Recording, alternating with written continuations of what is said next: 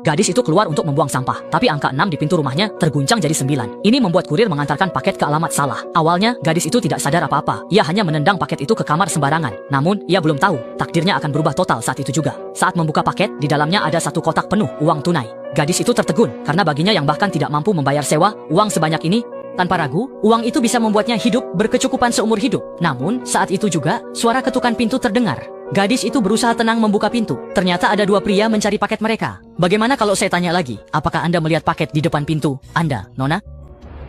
Tidak. Tidak, jawab gadis itu. Meski mulutnya berkata, tidak melihat, hatinya tetap berdebar kencang. Untungnya, kedua pria itu hanya bertanya lalu berbalik pergi. Gadis itu pun buru-buru kembali ke kamarnya dan segera memasukkan setumpuk uang ke dalam tas. Namun, yang tak pernah ia duga, suara ketukan pintu kembali terdengar. Kedua pria itu datang lagi. Ketukan pintu yang tergesa-gesa membuat gadis itu langsung panik. Dengan gugup, ia melemparkan tas ke atas lemari, khawatir tas itu akan jatuh.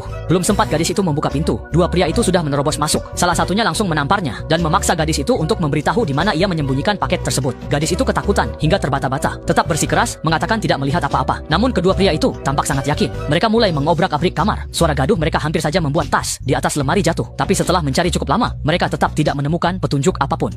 Saat salah satu pria membungkuk untuk melihat ke bawah tempat tidur, tas itu jatuh dengan suara keras di depan matanya. Ia hendak memanggil temannya, tapi gadis itu tiba-tiba menyerangnya dan memukul kepalanya dengan vas bunga hingga tewas. Temannya yang melihat itu segera datang membantu, tapi gadis yang kurus dan lemah jelas tidak mampu melawan. Pria itu mencekik leher gadis itu, berniat membunuhnya. Dalam pergulatan, gadis itu tanpa sengaja meraba pisau dapur dan langsung menusukkannya ke pria itu hingga tewas. Gadis itu ketakutan, duduk di ranjang dan lama tak bisa tenang. Beruang saja sudah cukup merepotkan, kini terjadi 2 kematian. Gadis itu sadar masalah ini serius, jadi ia pergi ke kantor polisi untuk menyerahkan diri. Namun petugas tidak menanggapinya dengan serius. Ia menunggu lama, tapi tak ada yang memanggilnya. Karena itu, gadis itu berpikir, dirinya masih muda. Jika masuk penjara, sisa hidupnya akan hancur. Lebih baik sekalian saja. Setelah pulang, ia mencabut pisau dapur dari tubuh pria itu, lalu menyeret mayatnya ke lemari pakaian, membungkusnya dengan sarung bantal, dan menutupinya dengan selimut katun.